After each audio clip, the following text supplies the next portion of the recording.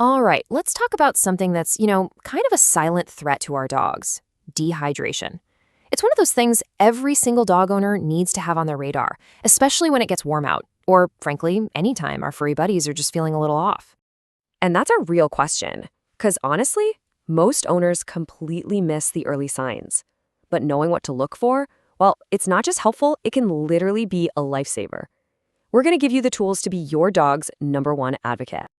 Yeah, dehydration isn't just about a super hot day at the dog park. Nope. It can happen shockingly fast from something as simple as an upset stomach, a fever, or even just not having enough fresh water around. It can go from minor to serious in a hurry. So let's start with the basics. Why is this such a big deal? Well, get this. Your dog's body is something like 60 to 70% water. It's the fuel for, well, pretty much every single thing their body does. So you see, it's not just about being thirsty. It's way more than that. It's when the body loses so much fluid and essential minerals, we're talking electrolytes, that it messes with everything from circulation and digestion to their ability to just cool down. And the causes? They are all over the map. I mean, it could be the obvious stuff, right? Like playing fetch for too long in the summer. But it can also be a red flag for a much bigger underlying problem, like kidney issues or diabetes. Okay, but here's the good news. You don't have to be a vet to be a first responder for your own pet. There are 2 incredibly simple checks you can do right now on your couch, so let's get right to it. First up, we've got the skin tent test. It is so easy, but wow, is it effective. For a dog that's well hydrated, their skin is super elastic. It just snaps right back. But if that skin takes a few seconds to go down, or worse, stays kind of tented up, that's a huge sign of dehydration. And here's the other one, the gum check. Vets call it the capillary refill test, and it's a direct window into your dog's circulation. If that pink color is slow to come back, it can mean blood flow is down, a major sign of dehydration. It's a powerful little test right at your fingertips. Okay, so you did the tests, and you think your dog might be a little dehydrated. What do you do? Well, if you catch it early, and it's just mild, you can often take action right away at home.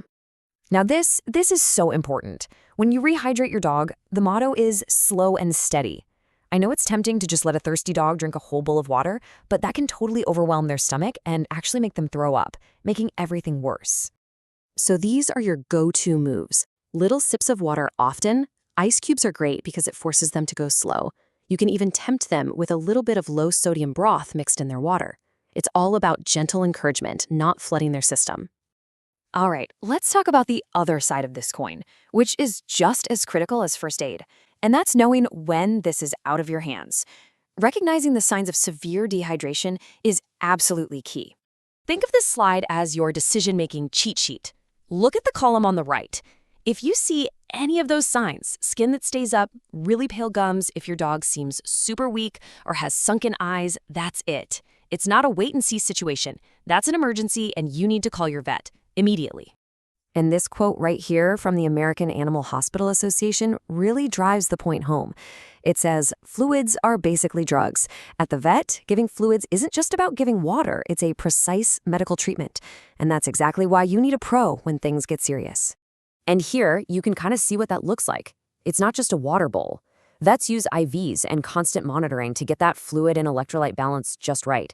It's a real science, and it's why professional care is a must for severe cases. Okay, so now you know how to spot the problem and what to do about it. But you know what's even better than all that? Making sure it never happens in the first place. Prevention really is everything. Here's your golden rule. The general guideline is 1 ounce of water per pound of body weight per day. So, got a 40-pound dog? That means they need about 40 ounces or 5 cups of water every single day. That's just their baseline. But remember, that baseline is for a lazy, normal day. The second they're more active or the weather gets hot, their water needs shoot way up. You've got to be ready to offer them a lot more water on those days. And making prevention a habit is actually super easy. Things like having multiple water bowls around the house so they never have to go far for a drink. Or adding a scoop of wet food to their kibble. That's a fantastic trick to sneak more moisture into their diet. So what's your big takeaway here? What's one simple change you can make, like today? Are you going to buy an extra water bowl? Start doing that gum check once a week? Just thinking about it now means you're already better prepared to be the hero your best friend needs.